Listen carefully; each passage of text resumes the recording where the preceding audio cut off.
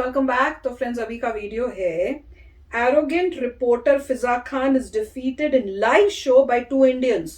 अरे वाह, चलो देखते हैं। इनकी कई हमने वीडियोस देखी हैं, कमाल की, सुन के हैरानी होती है। तो वीडियो शुरू करते हैं। वीडियो शुरू करने से पहले अगर आप चैनल पर नए हो और आपने अभी तक सब्सक्राइब नहीं किया है तो जल्दी से पहले सब्सक्राइब के बटन और बेल आइकन को क्लिक कर लो ताकि आपको हमारे सारे न्यू वीडियोस का नोटिफिकेशन मिल जाए जैसे हम अपलोड करें। अगर आपको वीडियो पसंद आता है प्लीज लाइक एंड शेयर। चलिए शुरू करते हैं। मजा आ जाएगा आपको, अभी मजा आएगा ना भिड़ो। तो आप वीडियो का मजा लीजिए, आपका वही मिलेगा आपको आखिरी में। ये जो हिंदुत्व के खिलाफ भारत में जो भी आवाज़ उठाई जाती है, जो भी बात की जाती है, उसको क्या कह दिया जाता है जी? मुल्क और कौम दुश्मनी और गद्दारी से जोड़ दिया जाता है। अब अक़वाम मुत्तहिदा में जो मोदी ने एक दावा किया जी, जमहूरियत ने भारत में जन्म लिया है, आप लोग पूछते नहीं है। आपका मीडिया तो मुझे पता है आज़ाद नहीं है, क्योंकि नरेंद्र मोदी जो कहता है या बीजेपी की गवर्नमेंट जो कहती है, मीडिया को वही बोलना पड़ता है। पालतू मीडिया बन चुके हैं। क्या कहेंगे आप? बाकी सारी बातें तो ठीक है, लेकिन आपने कहा मोदी जो कहता है, ये थोड़े से रेस्पेक्टेबल अल्फाजों का इस्तेमाल करें मोदी जी के लिए। वो 1 अरब 30 करोड़ की जो जनता है, अवाम है, उसके रिप्रेजेंटेटिव हैं। बात अब यहाँ से शुरू करते हैं। आपने जैसा बोला, लोकतंत्र, जमहूरियत भारत में शुरू हुई, यकीनन भारत में शुरू हुई। पता नहीं आपने तारीख पढ़ी है या नहीं, लेकिन जब 16 महाजनपद होते थे हमारे यहाँ एंशिएंट इंडिया में, जब सम्राट अशोक, चंद्रगुप्त मौर्य, महापद्मनंद, ये लोग जब आए, उससे पहले 16 मेट्रो सिटीज होते थे इंडिया में, जिसमें अफगानिस्तान भी था, पाकिस्तान भी था आपका, और ये बांग्लादेश भी था, और पूरा इंडियन सब कॉन्टिनेंट था। तो जमहूरियत यहीं से शुरू हुई। जहां तक बात है हिंदुत्व की, तो हिंदुत्व आप ऐसे बोल रही हैं, आपके बोली से लग रहा है जैसे आप ISIS बोल रही हैं, या फिर आप तालिबान बोल रही हैं, या फिर इस तरह के जो दहशतगर्द तंजीमें हैं उसकी बात कर रही है। हिंदुत्व ऐसा कुछ नहीं है। और हाँ, अगर हिंदुत्व भारत में नहीं चलेगा तो कहाँ चलेगा? ज्यूज का एक देश है, एक मुल्क है, ये बौद्ध लोगों के 18 देश हैं, आपके 57 देश हैं, हमारा एक तो होना चाहिए। बावजूद इसके आप देखिए, हिंदुत्व को आप चाहे कितना भी बुरा भला कह लें, लेकिन आपको ये भी ध्यान रखना चाहिए कि मुसलमानों के 72 फिरके, यानी आप यहाँ पे बात ये मान रहे हैं, ऑन रिकॉर्ड आप प्रोग्राम में बात मान रहे हैं कि हाँ वहाँ ये, मुझे बोलने दीजिए, ठीक है, मुझे बोलने दीजिए, अच्छा जी, कंप्लीट कीजिए। यानी आप ये बात मान गए, ठीक है, कि वहाँ अक़लियतों को दबाया जाए। जी, बात तो करने दीजिए मुझे। मैं माना कुछ भी नहीं हूँ, मुझे बोलने दीजिए। आपकी बात, आपके जवाब से बात बिल्कुल क्लियर है।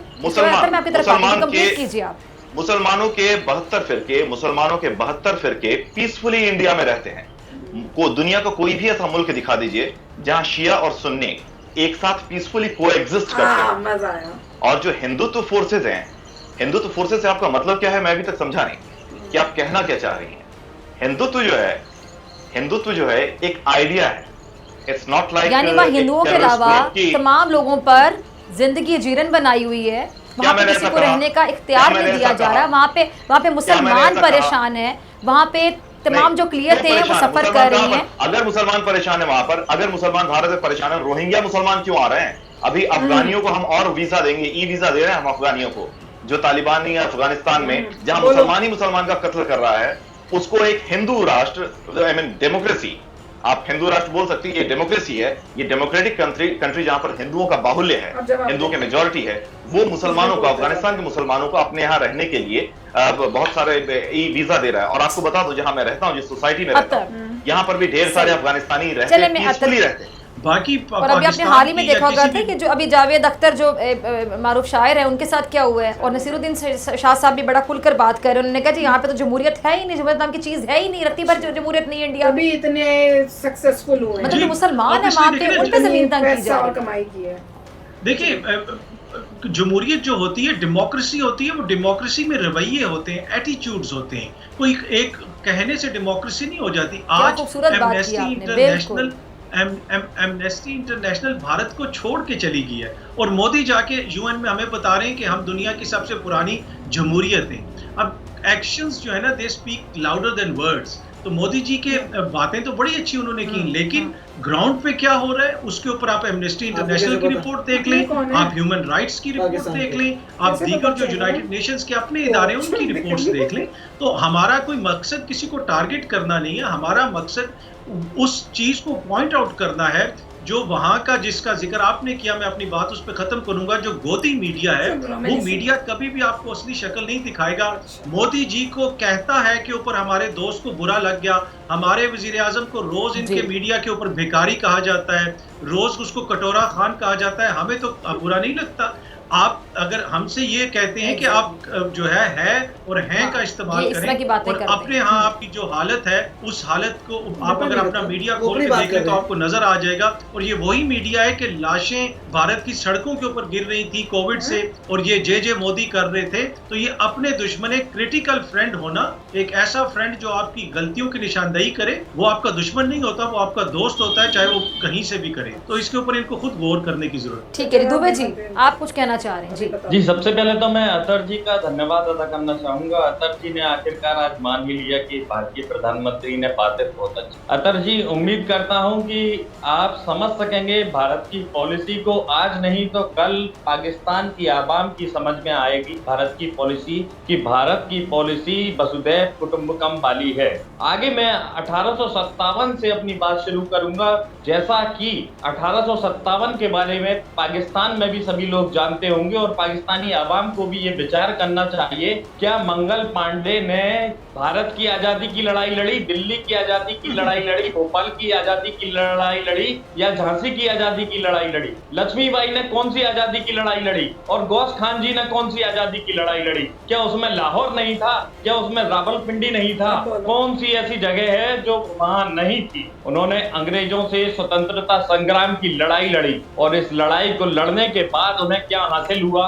आज क्या हासिल हुआ पाकिस्तान को और क्या हासिल हुआ भारत को? ये विचार करने की बात है, इसके अलावा कुछ नहीं। भारतीय झंडे में आज आप देख सकते हैं कि किस तरह से हरे रंग को स्वीकार कर लिया गया है और भारत का झंडा इस बात का प्रतीक है कि भारत एक धर्मनिरपेक्ष देश है। जबकि पाकिस्तान का झंडा आप देख सकते हैं, पाकिस्तान के झंडे में आज भी भगवा रंग को स्वीकार नहीं किया गया। मतलब साफ है, कोई भी झंडा किसी भी देश का प्रतीक चिन्ह होता है, उसकी मानसिकता का परिचायक होता है। और भारतीय झंडा जिसमें हरा रंग भी है, जिसमें सफेद रंग भी है, जिसमें केसरिया रंग भी है, जाहिर करता है कि यहाँ हिंदू और मुसलमान कितने प्रेम से, स्नेह से, अमन से और शांति के साथ में रहते हैं। इसके अलावा आप देख लीजिए, आजादी के बाद आज भारत का रुपया अंतरराष्ट्रीय बाजार में कितना मजबूत है और पाकिस्तान का रुपया आज अंतरराष्ट्रीय बाजार में कितना मजबूत है।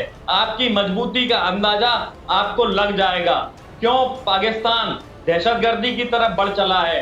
क्या आजादी दिलाने वालों ने ऐसे ही देश की कल्पना की होगी कि मियां मिट्ठू जैसे पाकिस्तान के लोग जबरदस्ती लोगों का धर्मांतरण कराएंगे, महिलाओं का शोषण किया जाएगा? क्या इस आजादी की लड़ाई लड़ी गई थी? मौलाना फतवा जारी करेंगे, कानून से ज्यादा मौलानाओं के फतवे का राज होगा, मौलाना का फतवा कानून से भारी होगा। आज आप मुश्किलों से जूझ रहे हैं, इस बात को स्वीकार करने में आपको कोई हर्ज नहीं होना चाहिए। तो फ्रेंड्स, वेरी नाइस, बहुत अच्छा लगा ये सुन के कि ये अपने जो अल्ट शंट जैसे कहते हैं ना, बातें करने की कोशिश कर रहे थे। तो दोनों हमारी साइड के जो थे इंडियंस, उन्होंने इनको अच्छा सुना है। और मुझे पता है सबसे मजेदार क्या लगता है इसमें, जब फिजा खान अपना तो बोल देती हैं और फिर जब दूसरे बोलते हैं ना तो जो एक्सप्रेशन होता है ना ऐसे वो मतलब ऐसा होता है कि बेचारी अब समझ नहीं आ रही है क्या है, इसको क्या करूं मैं इसका आंसर का। तो वो मुझे बड़ा मजा आता है। तो जब सुनने का टाइम होता है ना तब एक्सप्रेशंस देखा करो इनके।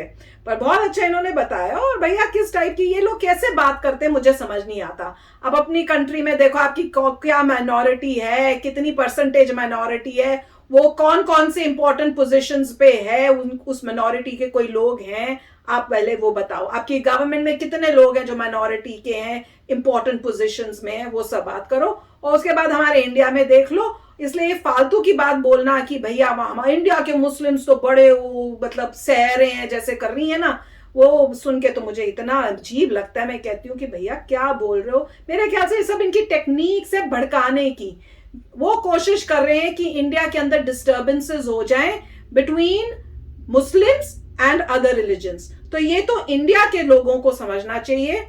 मुस्लिम्स इंडियंस को खड़े होके, पाकिस्तान को आंसर खुद खड़े होके देना चाहिए कि तुम बेकार की बातें मत करो, हमारे को हिंदू मुस्लिम के नाम से लड़ाओ मत, हम इंडियंस हैं, हमें मुस्लिम्स करके भड़काने की जरूरत नहीं है, बहुत स्मार्ट है और हम इंडिया में बैठे हुए बहुत खुश हैं। राइट, देखिए एक बात अप्रिशिएट करने वाली है कि फॉर्मेट अच्छा था।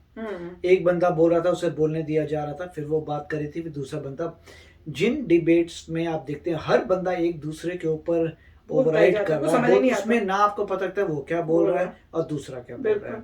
जहाँ पे इस हद तक मतलब बेइज्जतियां चालू हो जाती हैं, दूसरों को आप बुरे तरीके से बोलने लग जाते हैं, पर्सनल हो जाते हैं, तू बाहर निकल जाइए, वो इस टाइप से मतलब जो बिल्कुल ही कर देते हैं, वो अच्छी बात नहीं है। नहीं, पर इसमें भी फिजा खान बीच में बोली थी तो उनको बोलना पड़ा था कि अभी बोलने दो। मगर अगर आप कंपेयर करें और जो हमने देखे कई जगहों पे तो आपस में भिड़ रहे हैं एक दूसरे से, किसी को सुनाई नहीं दे रहा, किसी का वॉल्यूम इंक्रीज कर देते हैं, किसी का वॉल्यूम कम कर देते हैं, किसी को कुछ बोल देते हैं, भाग जाए, मतलब बहुत इंसल्ट बाजी होती है, वो ठीक नहीं है।